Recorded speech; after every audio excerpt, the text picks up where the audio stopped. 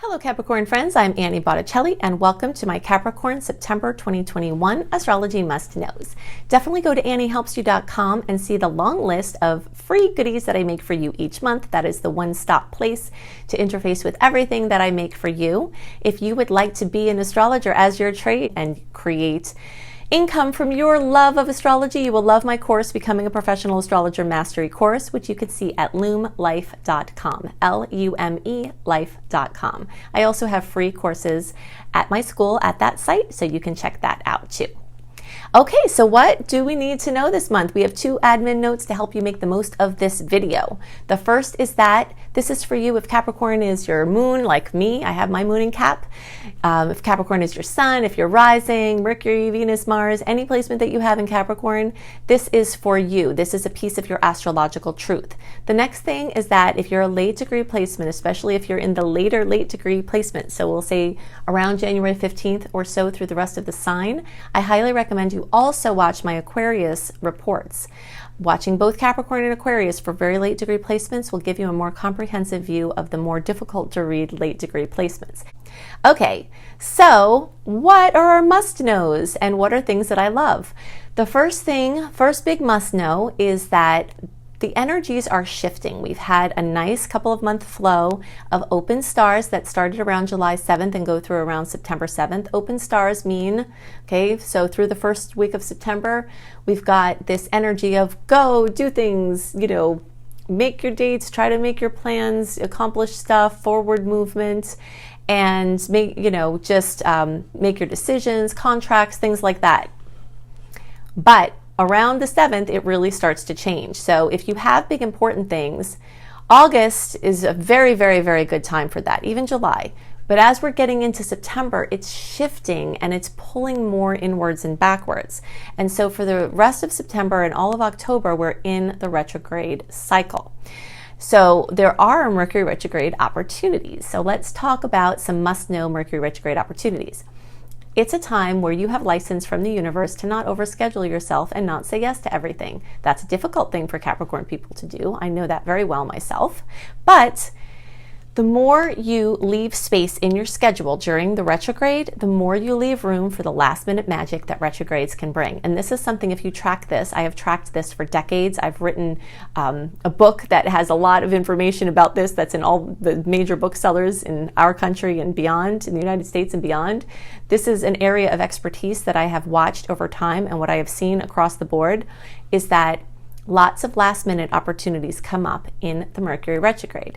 And when people are not overscheduled, it's much easier to take advantage of that last minute magic. Okay, so that's a theme that I have this month for you to make room for last minute magic. And the way you can do this is by only making tentative plans. If you have to make plans, if you have to do something, know that there's a good chance that's going to change. The results of having followed through with the appointment are going to change. All of that stuff is likely to change. So if it's unavoidable, if it's avoidable, avoid it. If it's not avoidable, make it tentative, okay? Leave yourself some space. Also, this is a fantastic time for travel, even though some people think it's not a good time for travel and they can list many travel mishaps they've had. Yes, it's true, things get more chaotic and confusing and there are lots of changes to plans and last minute gate changes at airports and things like that. But you may also, if you go back and track this, note that a lot of fun, awesome, flowing travel happened at this time in between some of the little chaos points. And again, you could have a last minute trip come through where you just weren't planning on anything, but hey, you happen to be free because I suggested that and you followed through.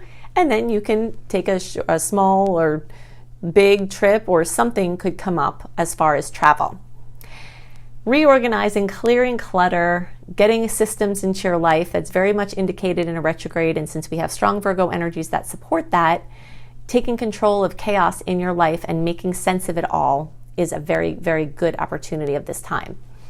Anything you do with inner work in my mind is when we recognize that the quality of our experience is determined by the things that we believe and the things that were imprinted upon us as we're going through our lives, and that we are imprinted by our society, our culture, our ancestry, through the genetics and through nature and nurture. And the more we take responsibility for seeking out and clearing belief systems we have that are not serving us, That to me is inner work, and retrograde is a great opportunity for inner work. It brings everything to a slower pace where you can't plan very easily and you can't strategize very easily and you can't do anything permanent or make a lot of forward movement in a lot of areas externally, but you can make massive movement internally. So my friends who love self-development, this is a great time for that. It's also an amazing time for studying and learning. If you want to take a course, or if you want to start to develop a course, or work on revising courses that you've already had, or get back to, a course that you paid for but you never really worked with. This is an amazing time for studying. And again, because of the planets being in Virgo, it can give you lots of opportunity for focus on your studies. So I love all of that. Now, in general, some things to know are that things that are low stakes or short term or flexible are what you want to focus on in September and October, okay? That's what the retrograde story is. That's what the retrograde theme is. You don't have to worry about every single thing you do and stress about everything. If it's low stakes, like you're going to buy a new broom, you probably not have the same broom, or you have a different purpose for the broom, or give it away soon. But it was $15 and maybe it doesn't matter to you because that is low stakes, okay? So whatever your definition of low stakes is, where you make the purchase and it doesn't matter what happens to it if it changes either way. Short term is, a couple weeks, a few months. So anything that's short term, again, when things start to change, doesn't matter, you're all set. And then the third thing is that even if it's something longer term that you're committing to or that you're getting involved in, if it has flexibility, if it's go at your own pace, if it's, you work on coursework in the backdrop, or you take on a commitment, but you've got a long time to do it with a flexible end, something like that. Those are the three big rules to make the most of the magic that happens at this time, okay? And the big theme, of course, is schedule yourself light to make room for that last minute magic.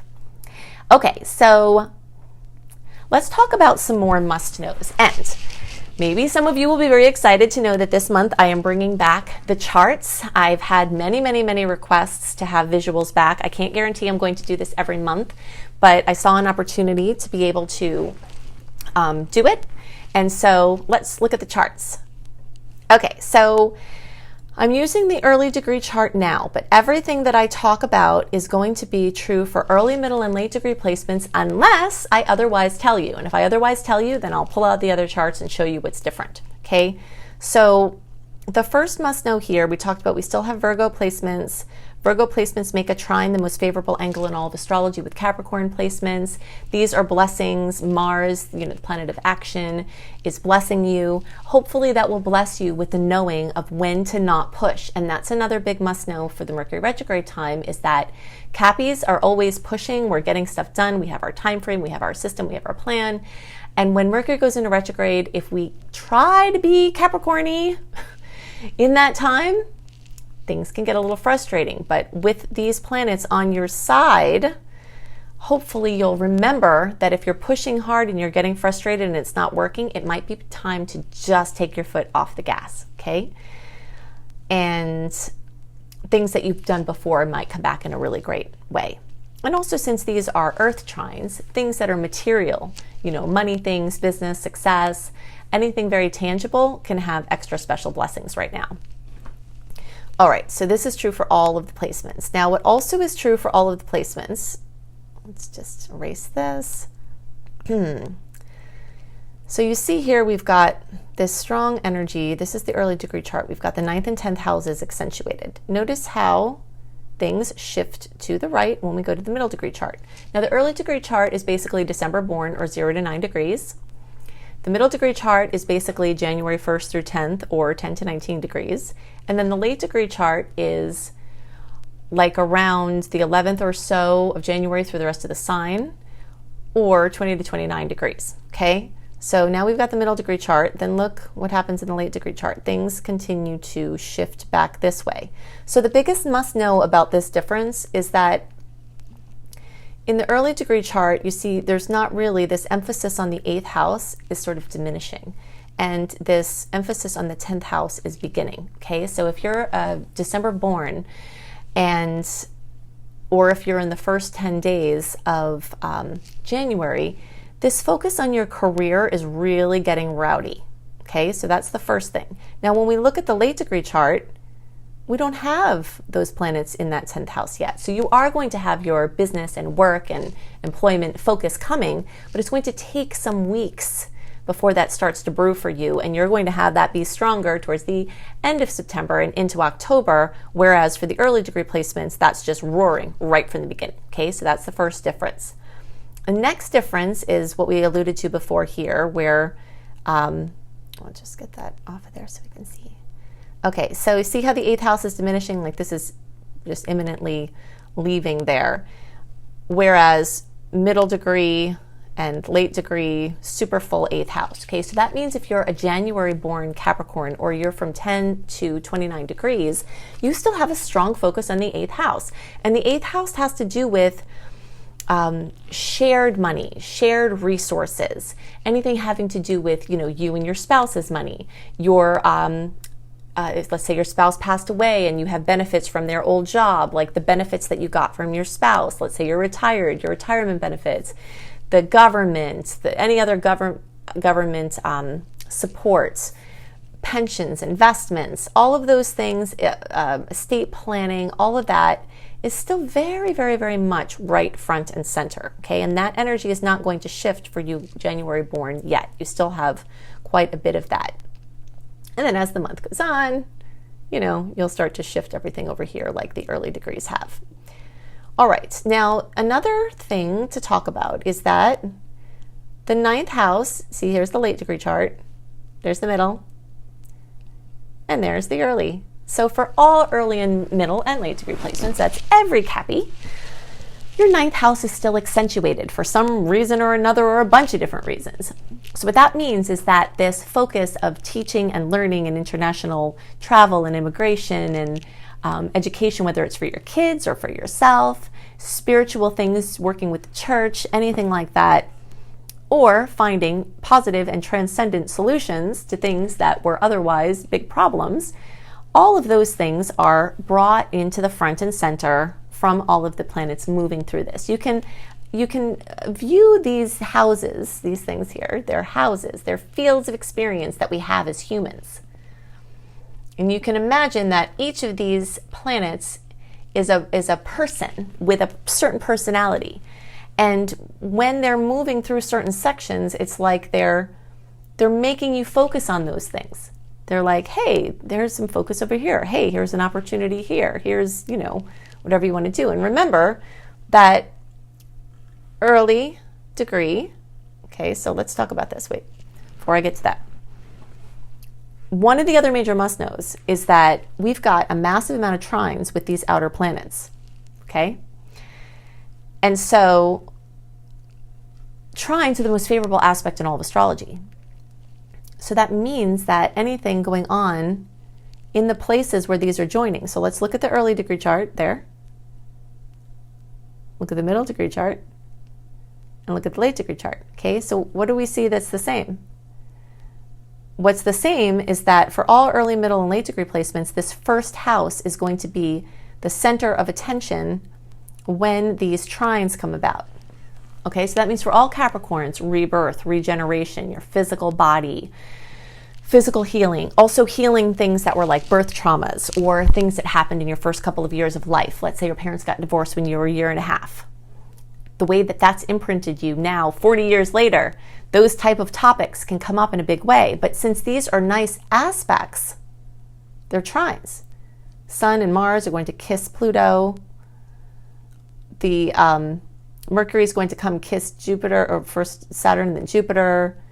Venus is going to, already kissed Saturn in August, but it's going to kiss Jupiter. Mercury is going to come back and kiss Jupiter again when it goes direct in November. And then eventually, the Sun and Mars will come and do all of that smooching as well.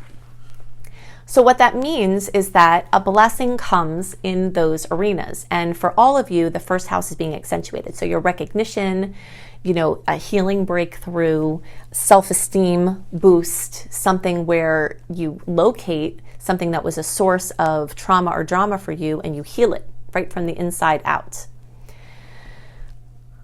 Now, something that I want to talk about, this is really, really fun for me to show you in the visual, and it's really hard to understand otherwise, is sometimes when we have, okay, yeah, there, that's going to be good. All right, depending on the placement of outer planets are the ones further from us. When you get later in the sign, the house placement of that planet can actually shift. Okay, so let's look at this from Jupiter's perspective. Jupiter's been working the second house of Capricorn. Okay, it's early as it's been moving through Aquarius, right? What happens when we go to the middle? It's still there in the second house, but what happens when we go to the late? Is it in the second house anymore? Depending on your exact degree of your rising sign, it might just barely be there. So what that means is that outer planet transits get turned back the later you are. So I always talk about Jupiter in the second house, how it can bring extra money, how money moguls that we know of have their Jupiter in their second house. They just naturally make money. People that are born with Jupiter in their second house, they have an attraction to money. By the way, in my solar chart, I also have this. So I know what this is like. I've attracted money, even though I've had very, very wide experience of no money and lots of money. The attraction point for money, even when I was little, I would earn money all the time as a kid and just had like cash sitting around, which is really, really weird. But Jupiter in the second house does that. It expands your personal finances, okay? So when Jupiter is in transit, as it has been in the second house, especially for you, let's see, so it's the December born and the first like 10-ish days, and maybe even more, a couple weeks of January, you all have had this getting worked. But those of you in the later degree placements, you had that coming. You've had it dancing around. But as it moves into Pisces, and you had a little touch of it this summer or winter for you all down under, but as it moves in at the end of next year, the late degree people are going to really just start having their second house Jupiter transit. Whereas once it gets into Pisces, early and middle degree people are going to be working the third house with Jupiter. Okay, so you see, this is something really important to know about Placidus charts, is that things are staggered like that. But the bottom line is that either way, trines are coming with this Jupiter placement. And those of you who are in the December born or first half of January, you're more likely to get money kisses from this. And the later you are in the sign, if you don't see your money blessing yet, could come in as a money blessing because it's on the line there, then it might be boosting your self-esteem, boosting your trust in yourself, boosting your system, boosting something that will prepare you to make money later on, planting seeds to make money later on. So hopefully Cappies will see some nice money news from this, and that's one of the big must knows I wanted to talk about there. To understand more about how Jupiter in the second house can affect you, definitely look for my Jupiter in Aquarius for Capricorn video. You can search organically for Jupiter in Aquarius for Capricorn, or you can go to Annie Botticelli, my homepage, and look at the Jupiter playlist. And if you're a late degree person, then I suggest that you watch my Jupiter in Aquarius for Aquarius video, because that is going to show you more about where Jupiter is aspecting for you. You can additionally watch the Jupiter in Aquarius for Capricorn video to see the hints of what have started to come in this summer in 2021, winter for you all down under, and what is going to be coming next year for the late degrees will be shown in the Jupiter for Capricorn video, Jupiter in Aquarius for Capricorn video. Okay, so you can see now from the visual why that's staggered. Okay, so just a couple of other things. The first is we've got many more salty aspects than compared to sweet ones. Okay, so the sweet and salty, this is something that I always talk about. Salty ones are the challenging aspects, sweet ones obviously are the yummy ones. And when we have a month where we have a lot more salty aspects than sweet ones, we notice it. And it will feel like you're driving and there's a road bump, you know, a speed bump. You're driving and there's a speed bump. You're driving and there's a speed bump. And it's going to be annoying. But we're still out of the eclipse season. We still don't have these big outer planet clashes. You know, they pass fast is basically what you need to know. So the more you can have a good attitude about them, and the more you can really pay attention to when something you're doing is getting forced and it's causing you frustration. That's going to be one of the big Cap must-knows this month, is that when you're trying to force to make something happen, if it's not happening and you just stop, you can avoid a lot of stress from the challenging aspects that happen this month, okay? All right, yes, so the last thing is that, all right, the second to last thing, the strong Virgo energies can bring an overwhelming focus on minutia. So you might need to like go for a walk or like take a break or take a breather if something that you're working on is getting too stressful. And the fact that all of the Libra planets are coming up is guaranteed to bring your relationships front and center. And that's true for everybody. All right. So close relationships, intimate relationships, superficial relationships, you and your gardener, like dealing with your money matters, whatever. All of your relationships are going to be coming into the forefront. And that's definitely a must know of this period of time. If you want to have a list of all of the aspects, sweet and salty, what you can expect from them, what the dates are, delivered into your inbox 1 month early, then definitely go to anniehelpsyou.com and sign up for my free email newsletter. I only send out a few very content-rich emails a month that will just really help you to prepare down to the day of the energies of what to expect from the transits. Okay, so I've given you lots of information about the energies at work and play this month to help you make the most of the potentials. If you'd like even more information, go to anniehelpsyou.com. That is the interface for all of the free goodies that I make for you each month. Also, if you would like to be an astrologer as your profession, if you're a homeschooling parent, if you want to stay working from home, if you want to make your own hours and earn money from your love for astrology, I can help you do that. Check out my Becoming a Professional Astrologer Mastery course at lumelife.com, L-U-M-E, life.com. This course is great for you even if you don't want to do this work as your profession. If you just want to help yourself, your own self-development, help your family and friends, you can learn everything you need to know in that course at lumelife.com.